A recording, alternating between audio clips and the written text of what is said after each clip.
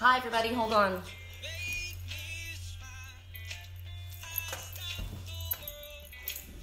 Is everybody there? I didn't give much notice. I'm heading up to the Twin Souls today to do something, and I wanted to talk to you guys about a lot of things, actually. So it's easier for me to go live. Hi. I guess I should just wait a couple seconds until people come on. Hi. I'm heading up to the Twin Souls to bring something back to them. Hi. Happy Sunday. I need to talk to you guys and let you fill you in on some things. I'm actually doing this for myself and for my twin soul because I'm recording. I record my life this way, and I have to tell you, I know that everything that we are going through in our lives is preparing us for something that we have asked for. Let me turn this. I'm trying to figure out. I guess that's better. We may be going through all kinds of shit in our life and not wondering why is this happening to us, but everything, there's a reason for everything, there's a purpose for everything. And my twin soul taught me how to channel. And he warned me about my dreams. I said I have prophetic dreams, and he says, are they prophetic? If they happen in front of you, if they unfold in front of you, they are. Otherwise, they're symbolic. So you got to be careful, right? Well, I know my dreams are prophetic. 5 years ago, 5+ years ago, I used to send my dreams to my twin. And I used to say to him, you know, they were very intense. They were so detailed. They were like a movie. They were like a book. And I would say to him, does it bother you that I send you these? And he says, no. He taught me so much and he helped me so much. I was in Sedona when we reconnected, and he told me he was half Anunnaki, which scared me at the time. I was told by my friends that I should be afraid of the Anunnaki. And while I was in Sedona, I kept hearing a word. That's what the beginning of my audio voices that I wasn't really realizing I was being guided. And I didn't have a car, so I wasn't able to drive around Sedona. But I said, I kept hearing the word, Anasazi, does that mean anything to us? And he said, yes, it's the ancient ones. They've come to guide you. Listen to them. So 5 years ago, I watched, I wonder where I should start with you guys. The experience that happened in the cave, in Unity Cave. I call it Unity Cave or Trinity Cave. The people here call it Keyhole Cave because it held the key. It held the key to my story. It holds the keys to the Twin Souls. When I came to Sedona, it was the day of the full moon, the end of the Mayan calendar, the beginning of the new energy, the love movement. And my friend Joseph Whitewolf took me up to the mountain to do a ceremony. But before, he took me to this place called, I don't know what he called it at the time. Now, I think they call it Half Moon Circle picnic grounds. I don't know. But when I looked up, I said, oh my God, it's the Twin Souls. And I saw these two stones standing back to back. And he says that the natives have a story about the Twin Souls. He says they tell one story. And the story was that one of them cheated on the other. And for punishment, they had to stand back to back through eternity. And I said, I don't like that. And he said, I don't like it either. I tell a different story. And he told me the story that I tell. That no matter what, through eternity, they've got each other's backs. And that was the symbol of them standing there with their backs. I got your back. No matter what comes, no matter what happens, no matter what we go through all eternity, I've got your back. And this whole time, my twin's been gone. I heard voices in my head. I could never differentiate between what I was thinking was my own higher self and what was my twin speaking, or what was our guide speaking. And when he first disappeared, before he disappeared, I had a dream. I watched him, and he was going through something very scary, and it scared me, and I wrote to him, and he wrote back and said, wow, that's heavy. I'm going through a lot at the moment. And then he literally disappeared. A week after he disappeared, he said something to me. He came to me and he said, my guides told me not to put the white powder in your coffee, Jake. And I said, did you put the white powder in your coffee? No, I said, what was the white powder for? And he said, to keep me awake at night. And I said, did you put the powder in your coffee? And he turned his head away from me and he said, no. He couldn't look at me and lie. My twin doesn't lie to me. It was a symbolization of something that was being shown. 3 weeks later, he came to me and he said, I got in trouble. I have to go away. I'm coming back for you. I had a dream before we ever split up, before I think we even actually came together, when we were writing back and forth. And there was a guy and a girl that knew each other in school. They'd always been friends, but they'd never gotten together. Finally, they got together, and he had to go. He had to go do his work, and she had to go do her work. And while he was gone, I got a phone call. Now I'm first person. I said, hello. And it was my twin calling me. But in the background, I heard someone that they called Lisi, which is giving me an example of a person who had been molested, a person who was jealous, who loved me, but was jealous of me. And the person said, leave her alone. You'll only hurt her. Besides, she's in love with Troy. And I screamed, no, don't tell him that. Don't say that. But they couldn't hear me. Because I wasn't in love with Troy. I was in love with my twin, Jake. And so, a long time later, he came, and we finally got together, and we were walking. No, he came to me, and he said to me, did you get my call? Now, I thought he came to me, and I'm not certain yet if it's him that came to me or if I came to him. Somebody said, did you get my call? And I said, no. Now, I say no because a lot of the times I'm me, but a lot of the times I'm my twin. So I said, no. And he said, you didn't. I called your work. So that's why I think it was me, because I called his work. And I'm asking him, did you get my call? And he's telling me, no. And I said, you didn't. I called your work. And he said, why? And I said, because I went to your work to take care of something, because I love you. Now, I always thought it was him telling me this, but now I realize it was me, because that's what I did. When he disappeared, he asked me not to call his work. He said, they'll get weird. But he was gone for a year, and I had all of these dreams which showed me things happening to him, and he was in trouble, and he was hurting, and I was afraid, and he disappeared. So I waited a year, and I wrote to his brother. And I said, you don't know me, but your brother and I have been friends for many years, and it's not like him to just disappear. And I'm worried about him.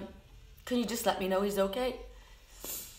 And I went to Sedona, and I was climbing down the back of Shaman's Cave, and I got a message from his brother.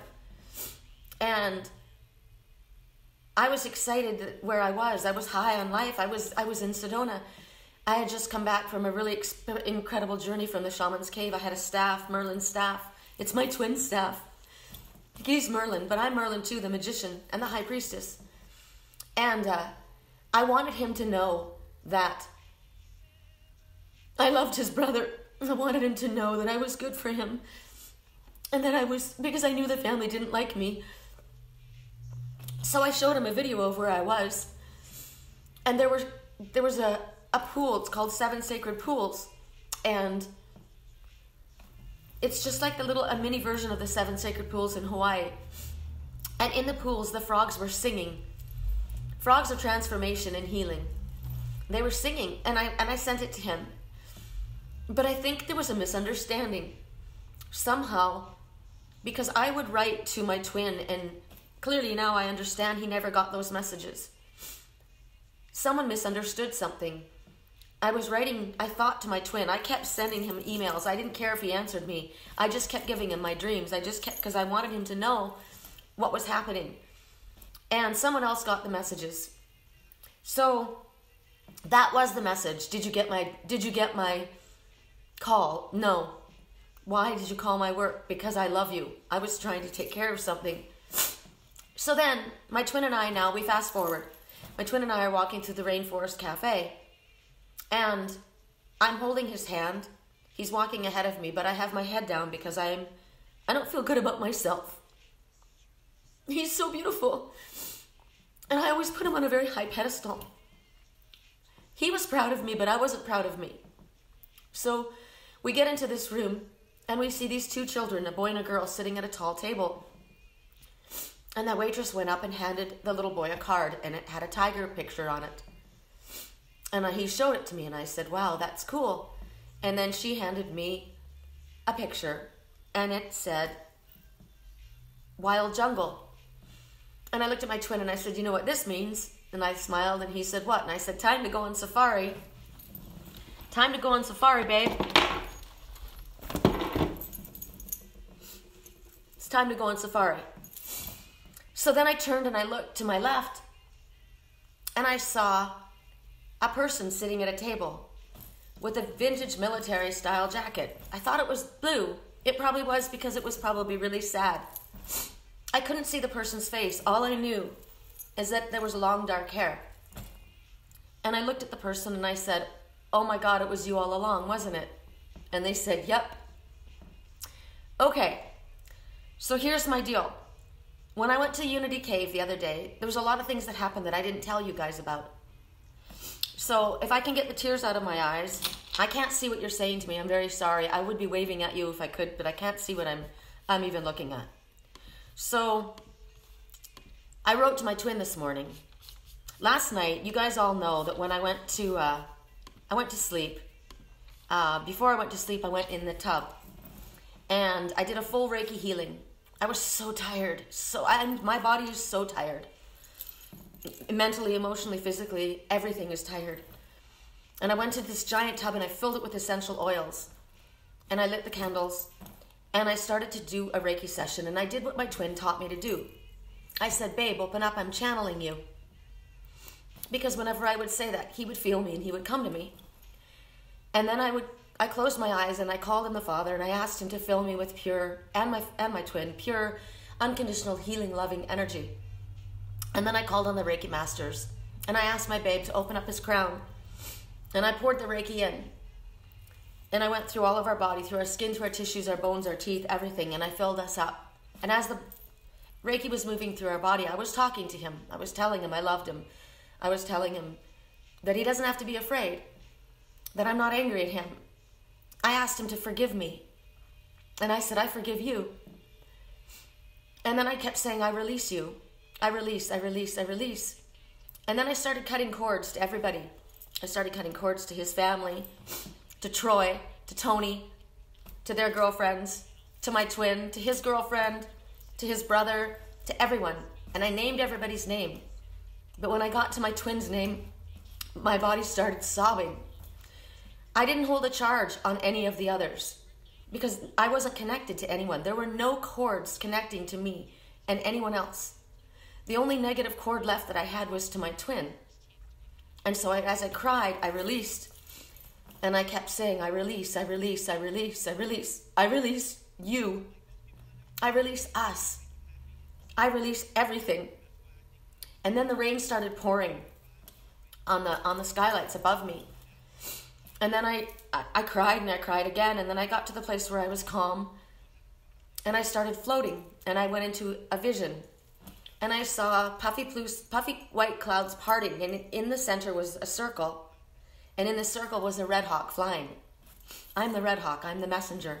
And I heard, this is your soulmate.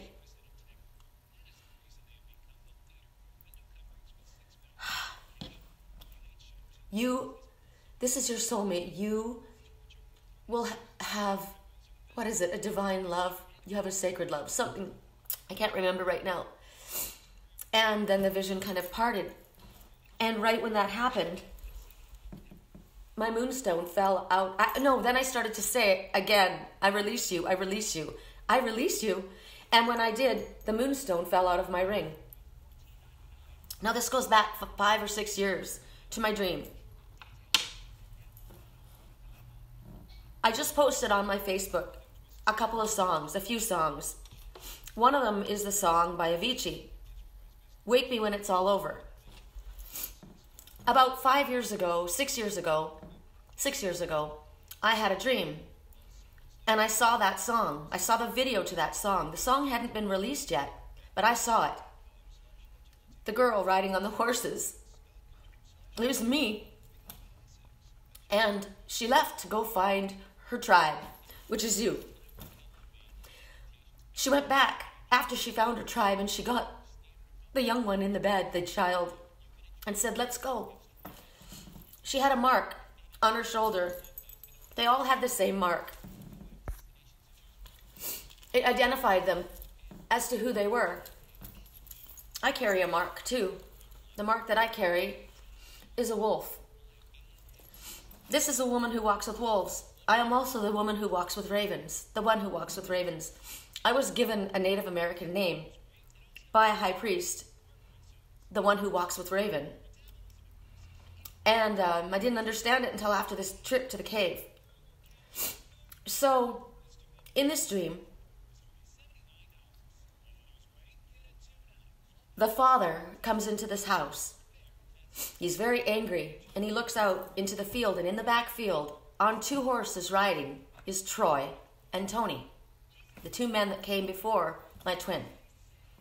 And the father yelled out, "Where's my daughter?" And Troy answered, and he said, she said she was coming, because what did I always do? I always ran back there, right? I always went back to Wisconsin, where my soul family is. I always ran after them. Tony didn't say anything. He was quiet. And the father said, you, to Troy, you were supposed to care for her. Now she's gone out into the storm. And the front door was open and there was a storm raging. We have a storm raging right now. Then it flashes and I'm sitting in a rocking chair. I'm waiting. I'm in a rocking chair. I told you last night when the stone fell out of my ring, the divine feminine released. I released. This ring, I always said to myself, is my twins. This is mine. It's smaller. I felt like this is a wedding ring for us. This is our union. The large one should be his. The smaller one should be mine. I bought this ring. My mother gave this one to me. So I said the divine feminine has released the divine masculine. She now stands in her full empress power. She's an empress. The empress doesn't chase anyone. The empress doesn't go after anyone. She waits, knowing what's coming.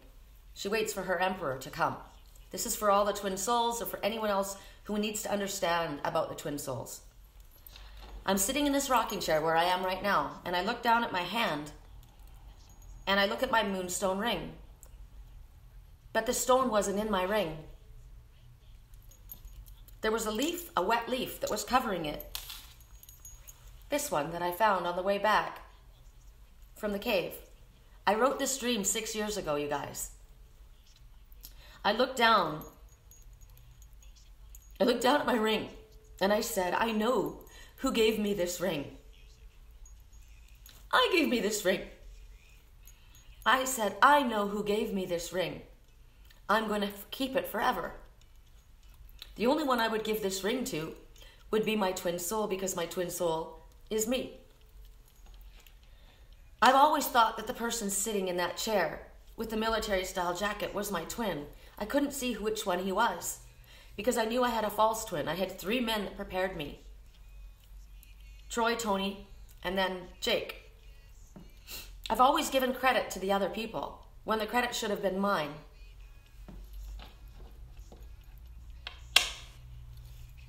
I'm going to read to you a letter that I wrote to my twin soul this morning.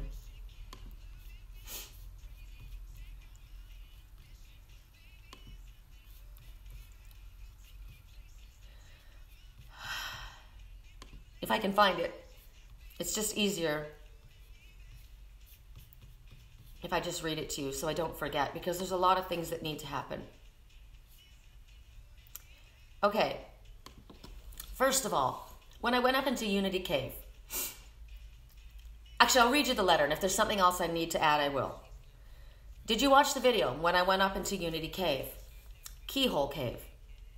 There were a lot of things that happened when I went in there that I didn't tell everyone about. I was guided to go back there by myself. It had to do with my twin soul and I. As I was sleeping this morning, just now I heard, the guillotine is the butterfly. Now you guys may remember I've always asked, who is the butterfly? Who is the butterfly? Someone keeps writing to me, they're the butterfly. My twin is where the butterfly resides. Okay? Someone gave me, my friend, gave me a Native American sculpture, a doll, She's a beautiful, beautiful bride. She's the princess bride. She's a Native American, and she's releasing a butterfly. Okay? So I heard the guillotine is the butterfly. Now remember, when I was in the cave, the guillotine. I'm going to get it.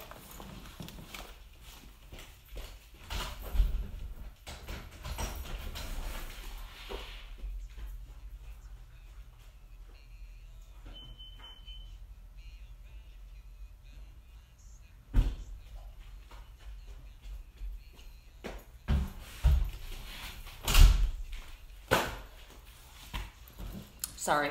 Okay. Do you remember in the cave, the guillotine? I'm going to tell you this, and then I'm going to read the story, because I think I might not have told my twin the whole story. You guys saw the video. I want you to go back and watch the video after I tell this story. When I got to the cave, it was slippery, right? God, I think I just have to read the letter, and then I'll tell you.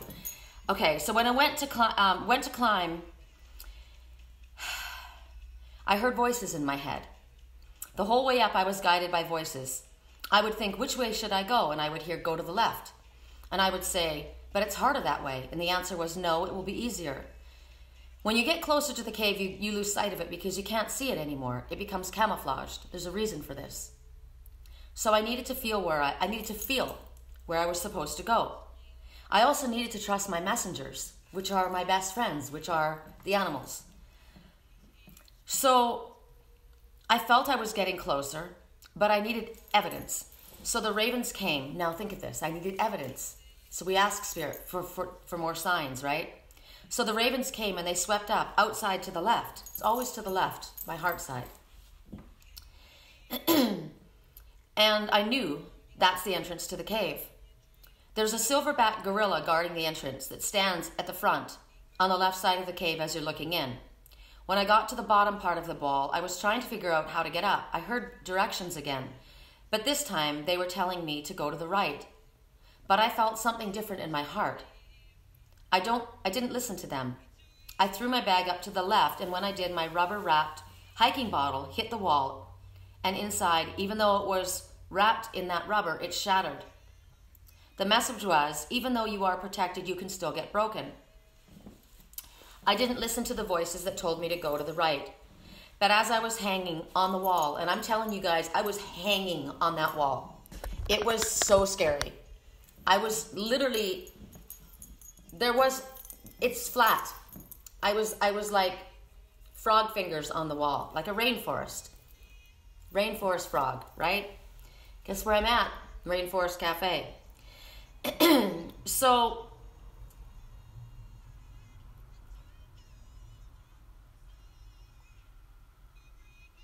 I'm listening to a song right now. Hold on, it's throwing me off. Okay, so as I was on the wall, I was slipping. I heard, "You're gonna die." It wasn't a nice voice. And I answered back, "No, I'm not. This mountain is holding me. When the great wave comes, go to the mountain with the tablets." I heard that years ago, 4 years ago. You guys heard me talk about it. The great wave of emotion that overcame me in California. I was overwhelmed. I couldn't go anymore. I couldn't go on. I needed a release. When I told them I wasn't going to die, I heard another voice now say, "Take off your shoes. It'll be easier to climb." So I did that. I wanted to bring my cards up inside the cave and do a reading. I didn't want to let the bag go, but I heard, "Let it go. Drop it. Just let it go." So I did, but I didn't let it drop down the mountainside. I set it to the side. I got up inside, and when I got to the top of the cave, I was explaining about the guillotine and I was live on camera. Now, this is a part. Do you remember me saying, "I don't want to be live. I don't want to be live. There's something wrong. I don't want to be live." I'm going to interrupt at this moment.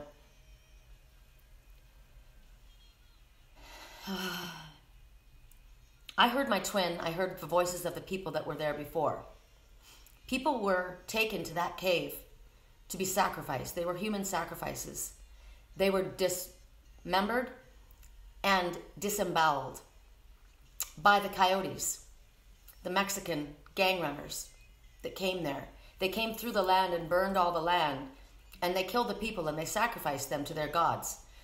Probably to that religion, Santa Marietta.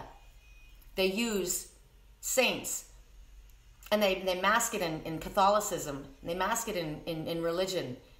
They go and they pray to these saints for protection so that they can't be hurt, but they're evil. And people still worship that today. They get young people into it. They don't understand what they're in. It's all about getting powerful and rich and wealthy. The drug runners use it to protect themselves. The pimps and the protect themselves. It's a nasty business. It goes on right now. So the voices that I heard, the reason I was so overwhelmed, why I was crying inside, those were the people that were being sacrificed. They were being told, you're going to die. It came through my body. That's why I felt that energy. I'm a medium. They come through me. They needed to be released. I understood that more than one needed to be released, okay?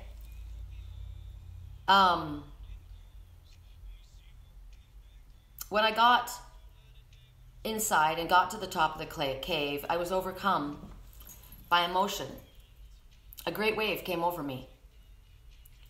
I couldn't stop crying, and I said I was so scared because that was them.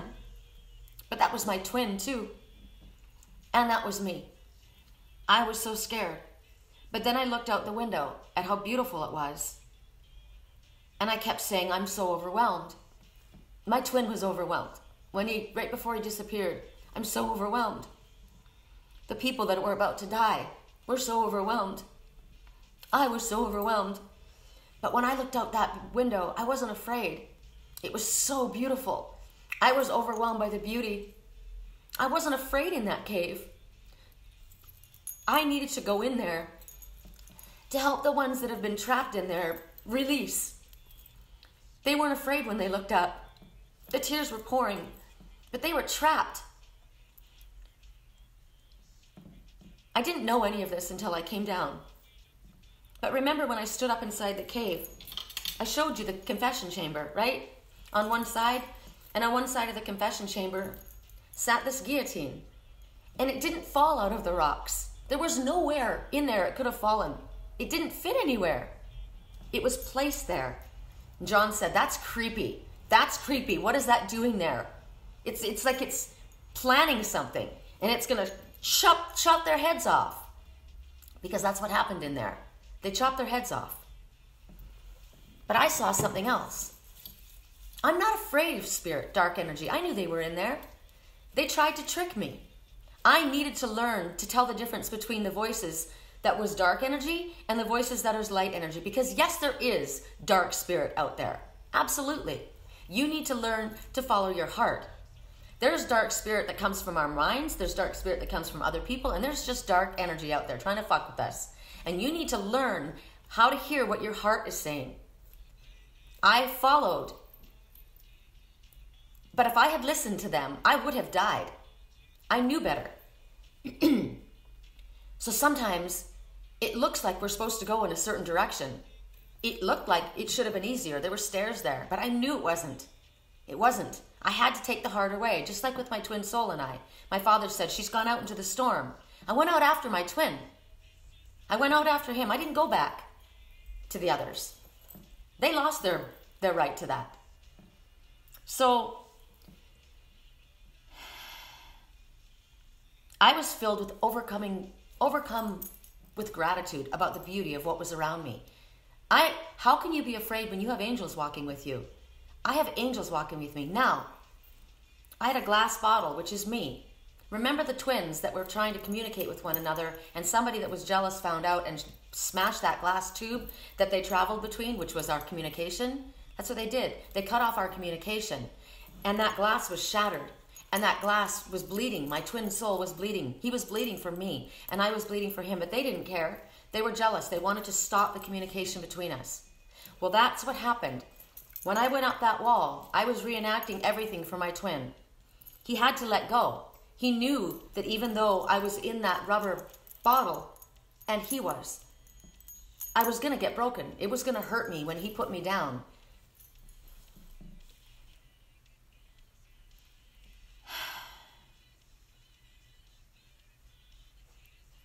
When I looked out the window and saw how beautiful it was, and I had that overwhelming beauty, I walked around inside the cave and I spoke about the confession chamber and how there was a guillotine that sat above the head of the one who sat on the other side of the wall, from the one who they were confessing to. I said, I don't like that. I don't like that. It's so odd. That rock was placed there. You can't see a spot where the chunk came from. It didn't come from anywhere. It was just set there. I don't know how they did it. Normally, if there's a loose rock, you can see where it came from, and it slipped down, but there wasn't a spot that fit that. And it's in the perfect shape of a guillotine. It is this shape. If you look at the lines inside the cave as you stand facing out, there's a line that goes from left to right. It cuts all the way through the center of the cave. There's a vortex. It cuts right through it. And there's another line that goes like this. Cuts through. I think I showed you guys. As I stood out there, I realized for the first time where that lined up, the guillotine, it lined up perfectly with the twin souls. All the way across the valley. And I said, one day, that's going to drop. I didn't understand it until I got down the mountain.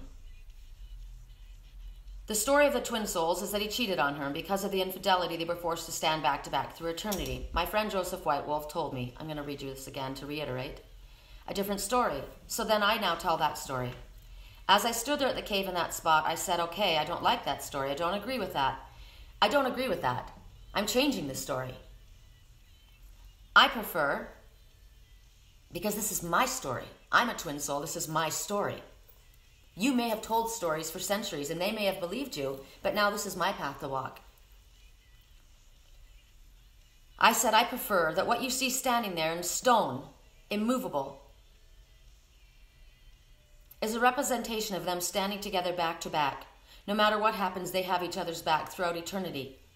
I was up inside that cave and I was taking pictures, and I couldn't get the camera to set up straight, so I kept taking the same picture again and again and again. The ravens came back and started cawing at me as they flew above the entrance to the cave. I said to them, okay, I'm just taking a few more pictures. They kept coming back and cawing louder and louder. And I said, okay, I'll leave. I know it's time to leave. When I went to leave the cave, I had to figure out how I was going to get down that wall. As I walked across the inside of the cave, I started to hear the coyotes howling. There was a big pack of them. I actually got chills. It made me nervous. The clouds were over the sun was setting, and the coyotes were in a large pack. The coyotes represent something to my twin. He knows that. It's also the spirits of the ones who dismembered and disemboweled, those ones that they took to that cave, the ones that they sacrificed. It represents somebody, also the coyote, after my twin. As I started, there was a pack. So when the ravens were trying to tell me to get out, the coyotes were coming. This is a message that I hope that you're hearing. This is what I say to my twin. As I started to work my way down, the voice I heard was mine. I still had no shoes on because I left them down there in my backpack. Once I got down there, let me skip back to the fact that, remember I said I had to come do this alone? And I don't have any backup. I have to do this on my own. But I looked down at my backpack, and on my backpack, it's in the car, it's Tinkerbell. Right? There's fairies. I said, I have magic. My mom used to call me Fairy Sherry. I am the magic. Okay? So,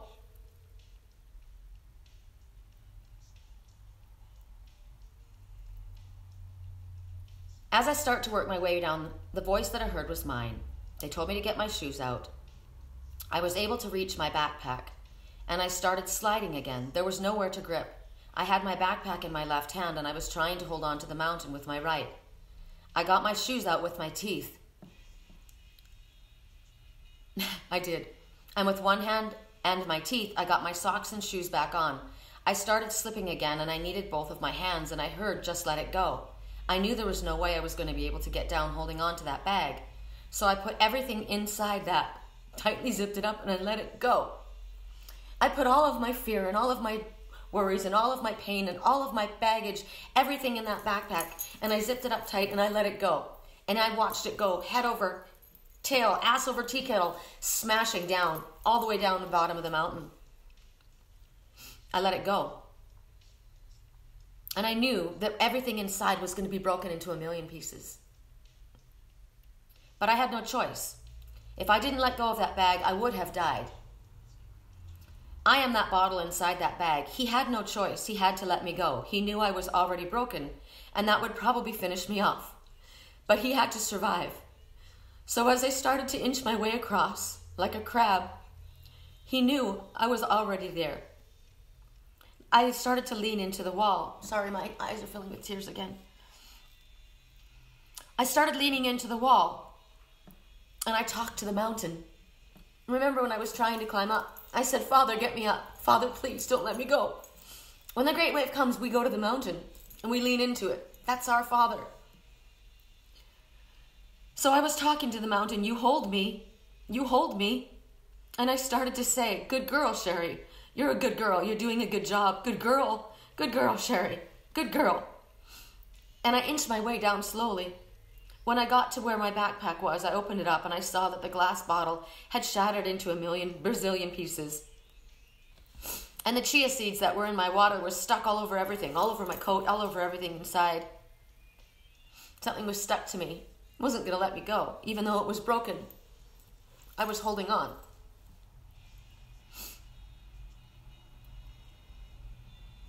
I picked up all the pieces and I put them in a little pile and I set them underneath a rock. And I asked the mountain to forgive me for leaving them there. I couldn't carry them down with me. I had no choice but to leave them there. So I left my baggage, I covered it up, and I left it with the mountain. I gave my baggage to Spirit, to my Father. I said, I release it. He asked me to release it. And I released it. I surrendered. And I gave it to him, all my broken pieces. I gave them to him. And I said, I'm sorry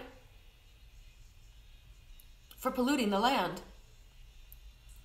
As I was sliding down the mountain, I told everyone that was watching that was concerned for me. I told them I was safe.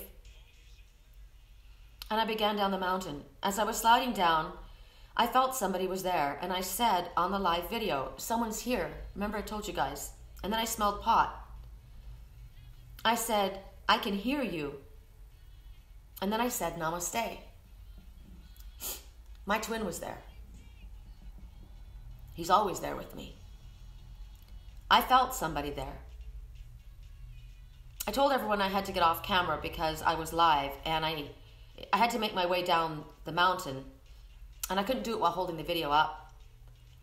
So 5 minutes after I shut off the video, I heard someone call out, you made it out. Glad I didn't have to call search and rescue.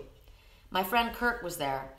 I'd left him a message before I started up the mountain telling him where I was going. Smart thing to do when you hike alone. And they call him Captain Kirk. I think that's funny, since I'm an alien in a foreign land. He didn't need to rescue me. I was completely safe at this point and just making my way back down the mountain, but it was nice to have somebody to walk the rest of my journey with. As we walked along back through the wash, Kirk is looking for fulgurite, lightning strikes. I told you about, right?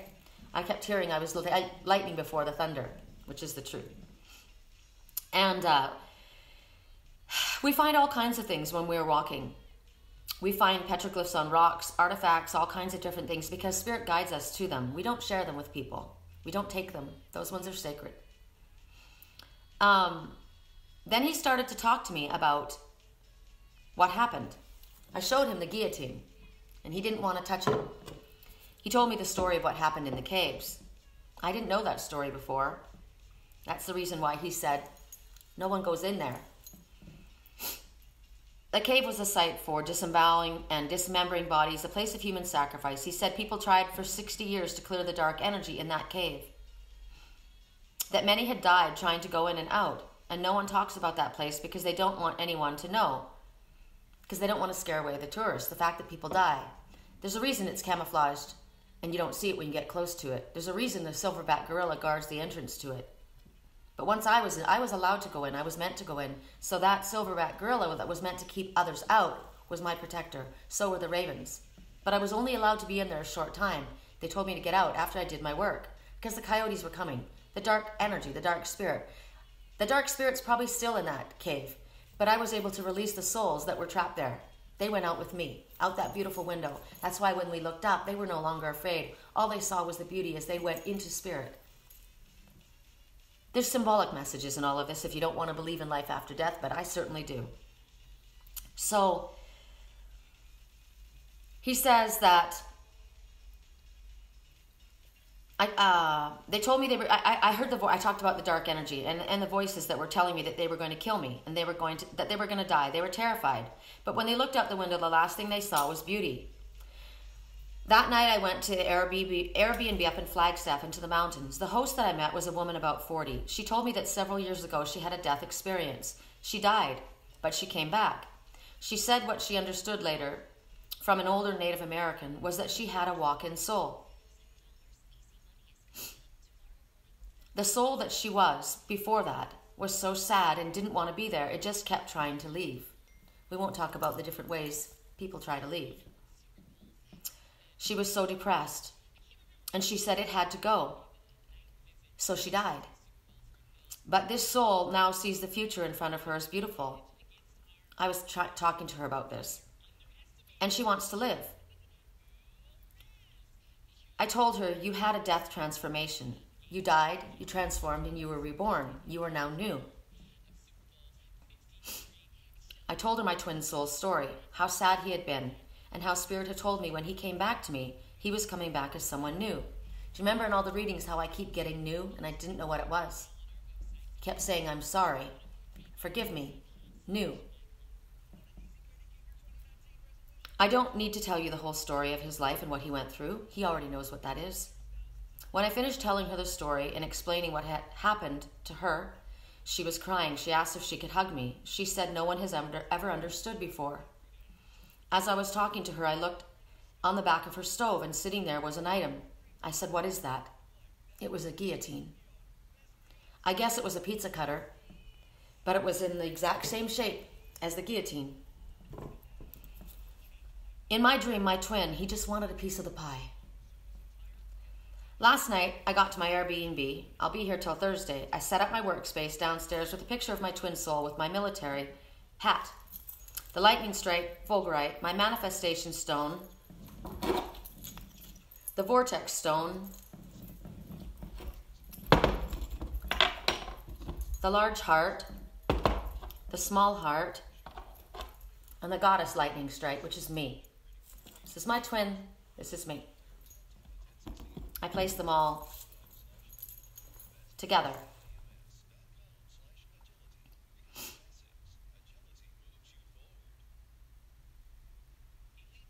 I then went into the giant soaker tub. I tell you the story. Open up, babe, I'm channeling you. I just sat there talking to him, told him I was sorry, asked him to forgive me. I told him I loved him, that I told him I release you. I've cut cords. So I've told you guys this story, right? Just now I was woken, I heard the guillotine is the butterfly. My twin is the guillotine. My twin is the butterfly. He needed to be released. I am the butterfly. I needed to be released. Whose stone came out of the ring? My stone came out. I needed to be released. I needed to release myself from anything that I'm holding on to, from anything that held on to me in the past. I need to be free. He needs to be free. They need to be free. We all need to be free. Every relationship should have interpersonal space, freedom. Relationships need to be free. I had to go inside that cave alone without anyone to help me. I had to face the greatest fear, and I had to let go of what I wanted in order to survive. I needed to understand the voices that were the dark ones and the voices that were coming from light. It was confusing, but I knew I had to listen to my heart side. Each time when the voices guided me in towards the cave, it was always to the left side, my heart. We have to choose with our hearts. We both had to do something very scary. We knew that it was going to hurt something or someone that we loved, but we had no choice. We were trying to survive. We did our best to put everything inside so it wouldn't get broken, but it did get broken. I changed the story that was being told when I stood inside that cave. I saw how that guillotine lined straight up with the twin souls, and I said, one day that guillotine is going to be released, and it's going to cut through all of that fear. They want us to remain fearful. But once they realize we don't fear them, they've lost their power. Now, as I'm saying this to you, it's pouring rain.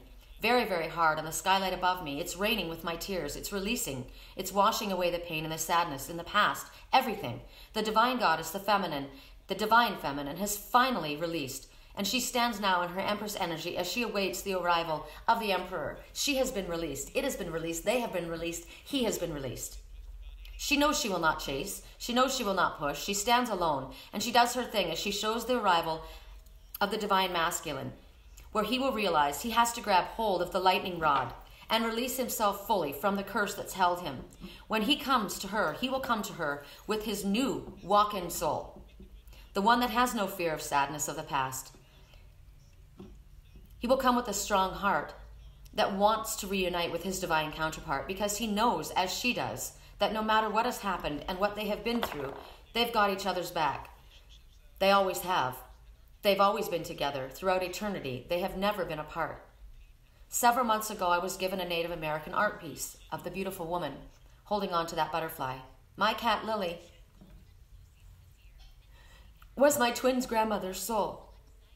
My cat, Willow, was his mother. My cat, Siam, is my twin. That tall, beautiful woman needs to let that butterfly go. She needs to release him. I've seen my Native American guide. She's an older woman. I've met her with my twin's family in spirit. They came to me when I lived in Sedona the first time, the Anasazi. They came to me a lot. My twin told me to listen to them. They are the ancestors guiding. They were the voices that guided me safely up and out of that cave. My mother's name is Frances. We know my mom's in spirit. She's been gone. That's what started my spiritual journey. When she left, I left, and I went on my spiritual path, just like my twin. My mother is one of my strongest guides as well. I wanted to know the name of my Native American guide. I don't know her name. I've seen her, but I don't know her name. So I asked her. Last night I asked, "What is your name?" But I heard the word Frangelica, and I realized that's my mother's name, who is now an angel. Frangelica. She's my guide. So when I speak to my mother now, I call her Frangelica. That's her spirit name.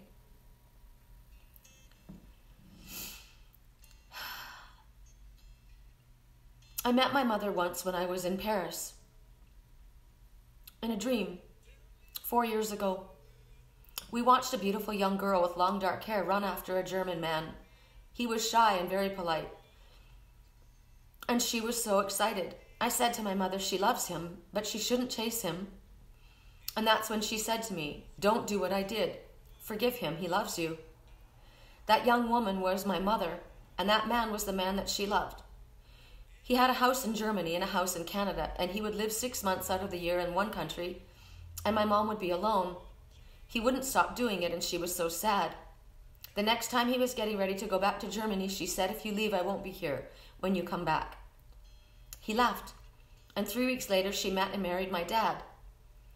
The man came back and went to my aunt, which is not really my aunt, it's my step-aunt, my mom's best friend, and said, "Where is she? What happened to her?" And my aunt said that my mother was gone, that she'd married my dad. That man came back. He said, I just went to sell the house. I was coming back here to ask her to marry me. Where is she? And she said, "She's gone." My mom was so mad at him. She wouldn't wait for him. I already saw my twin leave in my dreams. I've seen everything he's been through, and I have also seen him come back. When he comes back, people are saying to me, "If he is such a good guy, as wonderful as you say he is, why is he hiding from you?" Just then my twin stepped out from behind the shadows. I was so happy to see him. My heart exploded with love. He said to me, "I was hiding, but I wasn't hiding anything from you. I just needed to know that you love me for who I am and not for what I have." As he stood there in front of me, I realized that he was so much more of everything. He was so much more. He was so much more well-read, much more spiritually connected. He was so much more handsome. Every time I see him, he's more handsome. I don't know how it's possible, but it's true. He was more of everything, but I only looked at him through the eyes of love. I just saw my hippie. There's so much more that I haven't told you. There's way too much. And I know you need to process. I'm here in the house I've rented for through Wednesday night. I'm looking at places to rent. I released my twin and I need to come home. He will come to me when he's ready. Today I will go to the twin souls and I will give them back the guillotine so they can all cut themselves free from what's holding them back. That's why I came. That's my job. And I'm sticking to it. So, I moved you guys away. I wanted to tell you that as I was thinking about things this morning, the songs started playing. I started sharing them on my Facebook page, one after another. And I realized why I was given that name, the one who walks with ravens, so long ago. And I thought, I'm a mermaiden of the forest, right? I'm connected to the wolves. I'm connected to the cats. I'm the cat. But I'm connected to all of them because I'm a shaman. And I spoke to a native woman from the Navajo reservation yesterday up on the mountain, and I told her I was a shaman. She was showing me some jewelry, different animals, and she didn't know what they represented. She lives on the Navajo reservation. She didn't understand what they meant. And I said, I'm a shaman. I know that you probably don't like that because you feel that I need to be native blood. I have been native blood. I've had past lives as a Native American. And I was appointed as a shaman. I was appointed by the biggest master, the largest master. I was appointed by our Father. And I know what those animals mean. I've spoken to them my whole life. They're my friends. So the one who walks with ravens is me. The one who runs with wolves is me. The one who flies with the red hawk is me. I'm all of those things. So Spirit told me 4 years ago, when the great wave comes, go to the mountain. Well, I'm going to the mountain. I went to that mountain, but the mountain I'm going to is the Twin Soul Mountain to release this. I'm placing it at the feet of the Twin Souls. It's just to cut through the bullshit of the story. It's not the truth. They're not standing back to back because they're forever being held because he cheated. And that confession chamber, that was where the man was supposed to sit, the one who cheated on me, the one who cheated on her. And I said, I don't like the fact that he doesn't have to confess to anyone. He was on his path. I was on my path. Everything happens for a reason. Everyone we meet is preparing us for what we've asked for. He doesn't have to confess anything. That's why I said to him, forgive me. I forgive you. Please forgive me. My path is my path. Your path is your path. We all have freedom. You don't owe me any explanations. From this point forward, we move forward. Wake me up when it's all over. Feeling my way through the darkness, guided by a beating heart. I can't tell where the journey will end, but I know where to start. They tell me I'm too young to understand. They say I'm caught up in a dream. Well, life will pass me by if I don't open up my eyes, and that's fine with me. Wake me up when it's all over. Well, we're waking you up now. I tried carrying the weight of the world, but I only had 2 hands. I tried it too. A lot of us have, right? Hope I get the chance to travel the world, and I definitely have plans. I wish I could stay forever this young, but I'm not afraid to close my eyes. Life's a game made for everyone, and love is the prize. So wake me up when it's all over, when I'm wiser and I'm older. All this time I was finding myself, and I didn't even know I was lost. And I'm older. We met when I was just a kid. He was only 21, 23. Look how old we are. I have to wear glasses now. But that person sitting there in the vintage military style jacket, it was me. It was me all along. We have to find ourselves. And we've been here all along. We just forgot. So the song came, You Say by Lauren Daigle. I keep fighting voices inside my mind that say I'm not enough. Every single lie that tells me I will never measure up. And am I more than just the sum of every high and every low? Remind me once again just who I am, because I need to know. You say I'm loved when I can't feel a thing. You say I'm strong when I think I'm weak. You say I'm held when I'm falling short. And when I don't belong, you say I'm yours. And I believe, oh, I believe in what you say of me. I believe. The only thing that matters now is everything you think of me. In you I find my worth. In you I find my identity. You say I'm loved. When I can't feel a thing, you say I'm strong when I think I'm weak. And when you say I'm held, when I'm falling short, and when I don't belong, you say I am yours. Do you remember when I was falling and I said, you hold on to me? That mountain held me. That mountain is our Father. When the great wave comes, you go to your Father. I believe, taking all that I have, and now I'm laying it at your feet. You have every failure, God. You have every victory. You say I am loved when I can't feel a thing. You say I'm strong when I think I'm weak. You say I'm held when I'm falling short. When I don't believe, you say I'm yours. And I believe. Oh, I believe. I believe, yes, I believe of what you say of me. I believe that I am not lost. I am found. I found myself. And I am strong. I am one who walks with the ravens.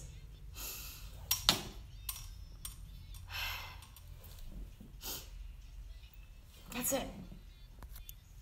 That's it. I don't know if anybody's even watching, and I don't even care. This is recorded for me, for my twin soul, and for any other twin soul out there, and for anyone else who understands what I'm talking about, because a lot of people don't understand. A lot of people don't understand why. Why do you wait for this person? He's not even speaking to you. He speaks to me every day. I hear him all the time. He's going on his path, and I'm going on mine. And I'll do what I need to do, and I'll listen to the voices of my Father. The voices of my father and my mother, Frangelica, and of the Anasazi who guide me.